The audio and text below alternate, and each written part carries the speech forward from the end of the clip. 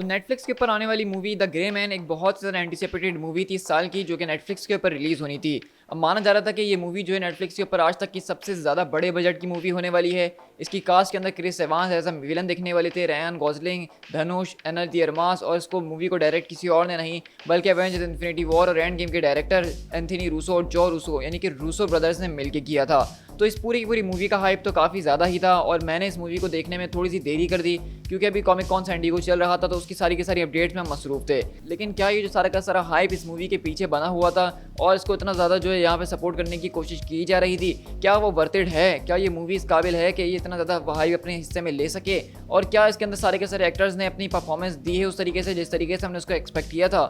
So guys, this is पीट टैकर और आज की इस वीडियो में मैं आपके साथ करने वाला हूँ द ग्रे मैन मूवी का रिव्यू, जो कि नेटफ्लिक्स के ऊपर रिलीज़ की गई है। तो चलिए बिना किसी और बात के फ़ौरन से अपनी इस वीडियो को स्टार्ट करते हैं।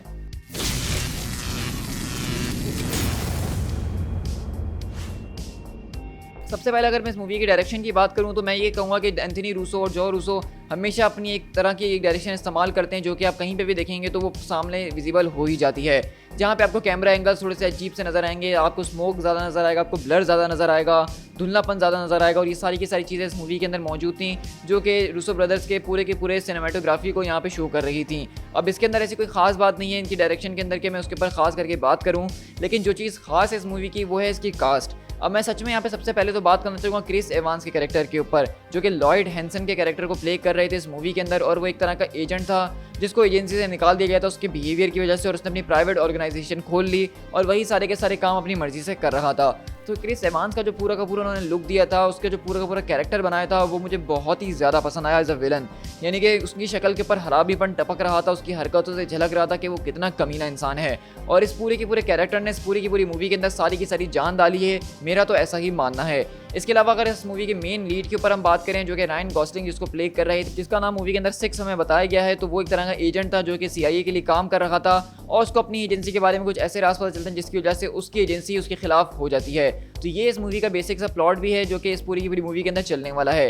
अब हमने देखा कि रायन गॉसलिंग का जो कैरेक्टर था, मुझे कहीं ना कहीं ऐसा ज़रूर लग रहा था क्रिस एवांस की सारी जो परफॉर्मेंस है, उनकी एक्टिंग है, उनकी जो सारी की सारी फैन बेस है, उसके आगे कहीं ना कहीं फीका पड़ सकता है। लेकिन मैं कहूँगा कि रायन गॉसलिंग ने अपने आप को बहुत ही ज़्यादा ज़बरदस्त तरीके से प्रूव करा इस मूवी के अंदर, खासकर वो क्रिस एवांस के अपोजिट खड़े हुए थे और वो कहीं से भी हल्के नहीं लग रहे थे।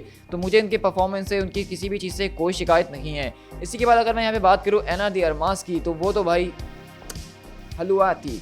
मतलब इतनी ज़्यादा खूबसूरत एक एजेंट कैसे लग सकती है, ये बात तो सोचने वाली है। और उसके अलावा वो इतनी ज़्यादा बैडएस निकली, ये तो मैंने कभी सोचा ही नहीं था इस पूरी की पूरी मूवी के अंदर। मतलब एना दी अरमास का जो कैरेक्टर था वो इस पूरी की पूरी मूवी की जान था एक तरह का। आप बार बार उनके कैरेक्टर को देखने के लिए तरस रहे थे कि अब वो स्क्रीन पर आए, आप उसको थोड़ा सा और देखें, थोड़ा सा और देखें।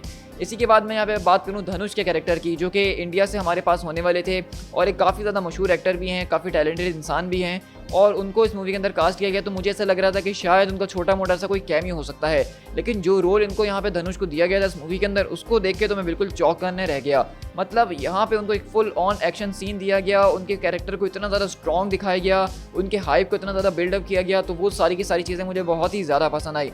और ऐसा बिल्कुल भी नहीं लग रहा था कि एक इंडियन एक्टर को कास्ट करके उन्होंने मूवी के अंदर दिखाया है, बल्कि ऐसा लग रहा था कि एक हॉलीवुड का ही एक्टर है, उनको उतनी ही ज़्यादा इज्जत, उतना ही अच्छा स्क्रीन टाइम, उतना ही अच्छा रोल दिया गया जितना वो अपने किसी और एक्टर को देते हैं। तो इस चीज़ के लिए मैं रूसो ब्रदर्स को सल्यूट करना चाहूँगा। इसी के अलावा अगर मैं जैसे कि मूवी की स्टोरी की तरफ चले, तो मैं कहूँगा कि मूवी की स्टोरी एक नॉर्मल टिपिकल जो है एजेंट, एजेंसी, ए रोग एजेंट और इस तरह की कहानियों से बहुत ज़्यादा मिलती जुलती है, जिसमें जेम्स बॉन्ड हमारे पास बहुत ही मशहूर है, हमारे पास टॉम क्रूज़ की मिशन इम्पॉसिबल की मूवीज़ हैं।